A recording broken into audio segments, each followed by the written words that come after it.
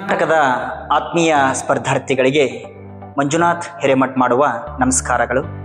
ಇವತ್ತಿನ ತರಗತಿಯಲ್ಲಿ ಭಾರತದ ವಿಧಾನ ಪರಿಷತ್ತು ಹೊಂದಿರುವ ರಾಜ್ಯಗಳನ್ನು ಯಾವ ರೀತಿಯಾಗಿ ನೆನಪಿಟ್ಕೊಳ್ಬೋದು ಅಂತಕ್ಕಂಥ ಸರಳ ವಿಧಾನವನ್ನು ತಿಳಿದುಕೊಳ್ಳೋಣ ಬನ್ನಿ ಸ್ನೇಹಿತರೆ. ಭಾರತದ ವಿಧಾನ ಪರಿಷತ್ತು ಹೊಂದಿರುವ ರಾಜ್ಯಗಳು ಅಂತ ಬಂದಾಗ ಒಟ್ಟು 6 ಭಾರತದ ವಿಧಾನ ಪರಿಷತ್ತಿನ ರಾಜ್ಯಗಳಿದ್ದಾವೆ.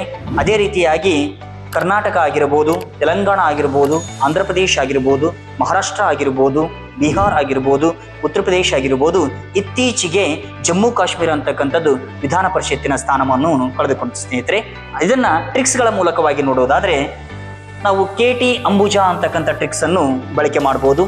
K ಅಂದರೆ ಕರ್ನಾಟಕ, T ಅಂದರೆ ತೆಲಂಗಾಣ, A ಅಂದರೆ ಆಂಧ್ರ ಪ್ರದೇಶ್, M ಅಂದರೆ ಮಹಾರಾಷ್ಟ್ರ, B ಅಂದರೆ ಬಿಹಾರ್, U ಅಂದರೆ ಉತ್ತರ ಪ್ರದೇಶ್, J ಅಂತಕ್ಕಂಥದ್ದು ಇತ್ತೀಚೆಗೆ ಜಮ್ಮು ಕಾಶ್ಮೀರ ಅಂತ ಕರಿತೀವಿ, ಅದು ಇಲ್ಲ ಸ್ನೇಹಿತರೆ. ಹೀಗೆ ಮತ್ತೊಂದು ಸರಳ ವಿಧಾನವನ್ನು ನೋಡೋದಾದ್ರೆ ತಂಬಾಕು ಅಂತಕ್ಕಂಥದ್ದನ್ನು ನೆನಪಿಟ್ಕೊಳ್ಬಹುದು.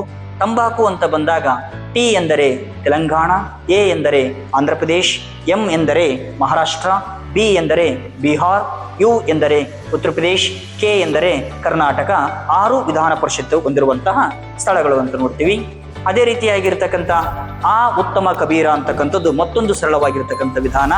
ಆ ಅಂದರೆ ಆಂಧ್ರ ಪ್ರದೇಶ್, ಉ ಎಂದರೆ ಉತ್ತರ ಪ್ರದೇಶ್, ತ ಎಂದರೆ ತೆಲಂಗಾಣ, ಮ ಅಂದರೆ ಮಹಾರಾಷ್ಟ್ರ, ಕ ಅಂದರೆ ಕರ್ನಾಟಕ, ಬಿ ಎಂದರೆ ಬಿಹಾರ್ ಅಂತಕ್ಕಂಥದ್ದು. ಇದು ವ್ಯಾಖ್ಯೆ ಬರಲಿ ಅಂತೇಳಿ ಆ ಉತ್ತಮ ಕಬೀರ ಅಂತಕ್ಕಂಥದ್ದು ಒಂದು ಸೆಂಟೆನ್ಸ್ ಆಗುತ್ತದೆ ಸ್ನೇಹಿತರೆ.